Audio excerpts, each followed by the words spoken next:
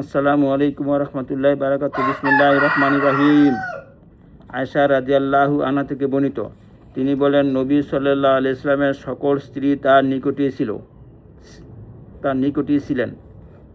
এমন সময় ফাতেমা রাদিয়াল্লাহু আনহা হাঁটতে হাঁটতে সেখানে এসে উপস্থিত।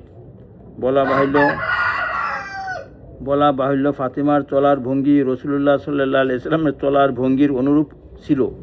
ফাতেমাকে দেখে তিনি তার বসার জন্য জায়গা প্রশস্ত করে দিলেন এবং বললেন, খুশ আমদেদ, হে স্নেহের কন্যা।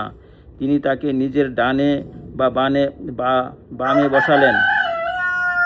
তারপর চুপি চুপি তাকে কিছু একটা বললেন। এতে ফাতেমা রাদিয়াল্লাহু আনহা ভীষণভাবে কাঁদলেন। তার পেরেশানি লক্ষ্য করে নবী সাল্লাল্লাহু আলাইহি ওয়াসাল্লাম দ্বিতীয়বার চুপি চুপি তাকে কি যেন বললেন। এবার ফাতেমা হাসলেন। তখন আমি তাকে বললাম, রাসূলুল্লাহ সাল্লাল্লাহু আলাইহি ওয়াসাল্লাম তার স্ত্রীদের সামনে একমাত্র তোমাকে চুপি চুপি কিছু বললেন, তারপরও তুমি কাঁদলে। অতঃপর রাসূলুল্লাহ সাল্লাল্লাহু আলাইহি ওয়াসাল্লাম মসজিদ থেকে উঠে গেলে আমি ফাতেমা রাদিয়াল্লাহু আনহাকে জিজ্ঞেস করলাম, রাসূলুল্লাহ সাল্লাল্লাহু আলাইহি ওয়াসাল্লাম তোমার নিকট কী বলেছিলেন? ফাতেমা বলেন, দেখুন, আমি রাসূলুল্লাহ সাল্লাল্লাহু আলাইহি ওয়াসাল্লামের গোপন কথা প্রকাশ করতে চাই না। অবশেষে রাসূলুল্লাহ সাল্লাল্লাহু আলাইহি ওয়াসাল্লাম ইন্তেকাল করলে আমি ফাতেমা রাদিয়াল্লাহু আনহাকে বললাম, তোমার উপর আমার যে হক রয়েছে আমি সেই হকের দোহাই দিয়ে বলছি, রাসূলুল্লাহ সাল্লাল্লাহু আলাইহি ওয়াসাল্লাম তোমাকে কী বলেছিলেন তা আমার কাছে বর্ণনা করো।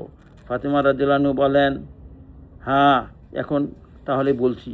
প্রথমবারে তিনি আমার কাছে চুপি চুপি যা বলেছিলেন, জিবরাইল আলাইহিস সালাম গোটা বছরে আমার কাছে আল কুরআন একবার বা দুবার আদ্যপান্ত পেশ করতেন, কিন্তু এবার তিনি একই সময়ে দুবার পেশ করেন। তাই আমার মনে হচ্ছে আমার আয়ু ফুরিয়ে এসেছে, মৃত্যু আমার নিকটবর্তী।